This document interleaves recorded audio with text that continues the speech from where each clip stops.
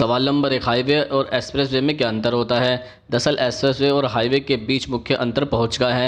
Expressway तक पहुंचने के रास्ते सीमित होते हैं, यानी कुछ निर्धारित जगहों से ही वाहन एक्सप्रेसवे पर पहुंचते हैं। कोई दूसरी सड़क एक्सप्रेसवे से होकर न तो गुजरती और न ही इससे जुड़ती, ताकि दुर्घटना से बचा जा सके।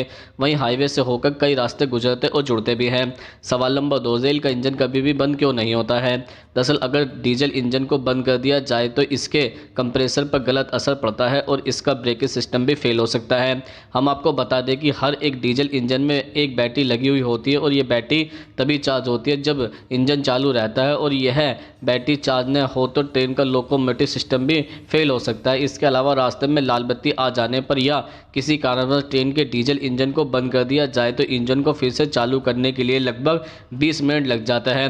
दरअसल इन सब के अलावा डीजल इंजन को चालू करने के लिए काफ़ी ज़्यादा डीजल की ज़रूरत भी पड़ती है। इससे साफ होता है कि डीजल की खपत को बचाने के लिए इंजन को बंद नहीं किया जाता है। सवाल नंबर 3, पासपोर्ट और वीज़ा में क्या अंतर होता है।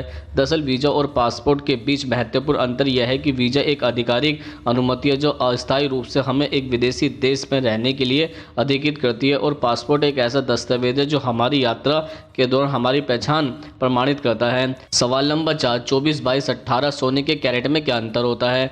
दरअसल कैरेट एक इकाई है जो गोल्ड की प्योरिटी की गणना के लिए इस्तेमाल की जाती है। जितने ज़्यादा कैरेट होता है उतना ही गोल्ड प्योर होता है। यह एक सरल गाइड है जो कि आपको 24, 22 और 18 कैरेट गोल्ड के बीच के अंतर को समझाती हैं। इसके अलावा 24 कैरेट गोल्ड का रंग बेहतर और प्राकृतिक रूप से चमकीला होता है और इसका रंग कभी भी इसकी प्योरिटी को 24 कैरेट में कम में बदले बिना नहीं बदला जा सकता। ज्वेलरी बनाते समय धातुओं के मिश्रण की मात्रा बदलकर गोल्ड के अन्य रंग भी बनाए जा सकते हैं। दरअसल 24 कैरेट गोल्ड में गोल्ड के 24 भाग शुद्ध होते हैं, जबकि 22 कैरेट गोल्ड में 22 भाग गोल्ड के और 2 भाग दूसरी धातु के मिलाए जाते हैं। जबकि 21 कैरेट गोल्ड में 21 भाग गोल्ड और 3 भाग दूसरे धातु के मिलाए जाते हैं। इसके अलावा 28 कैरेट गोल्ड में 18 भाग शुद्ध और 6 भाग दूसरे धातु के मिलाए जाते हैं। पश्चिम में कैरेट को शुद्धता के रूप में ही लिया जाता है। सवाल नंबर 5, मकड़ी अपने जाल में क्यों नहीं फंसती है। दरअसल कुछ वैज्ञानिक मानते हैं कि मकड़ी का पैर तेलीय होता है, इसलिए वह जाल में नहीं फंसती और इसमें घूमती रहती हैं। लेकिन सच यह है कि मकड़ियों के पास ऑयल कैडस ग्रंथियां नहीं होती। वहीं कुछ वैज्ञानिक इसकी वजह मकड़ी की टांगों पर मौजूद बालों को मानते हैं, जिन पर जाले की चिपचिपाहट का कोई असर नहीं होता है। सवाल नंबर 6, एसयूवी और एक्सयूवी में क्या अंतर होता है। दरअसल एक्सयूवी और एक्सयूवी वैसे तो एक जैसी ही गाड़ी होती हैं।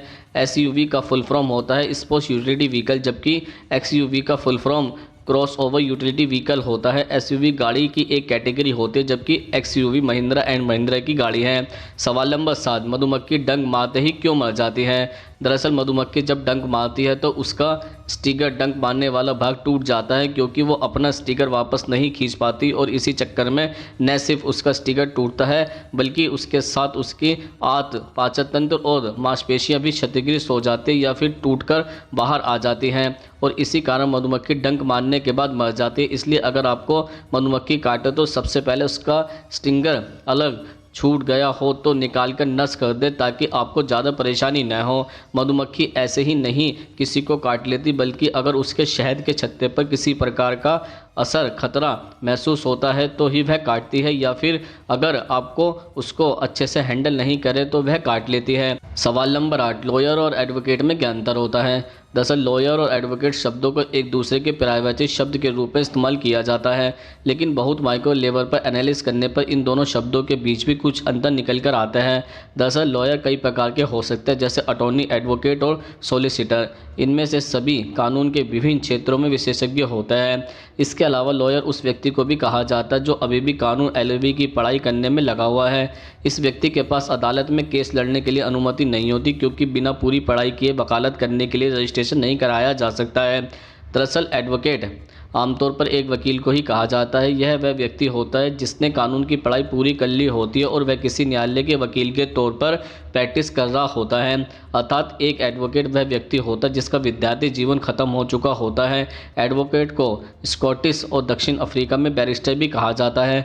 आपको याद होगा कि महात्मा गांधी दक्षिण अफ्रीका से बैरिस्टर बनकर ही लौटे थे। तो दोस्तों, आज हमने आपके द्वारा पूछे जाने वाले प्रश्नों का उत्तर देने की पूरी कोशिश की है। अगर आप भी हमसे कोई प्रश्न पूछना चाहते हैं तो कमेंट्स बॉक्स कमेंट्स में लिखकर पूछ सकते हैं, हम उसको उत्तर देने की पूरी कोशिश करेंगे।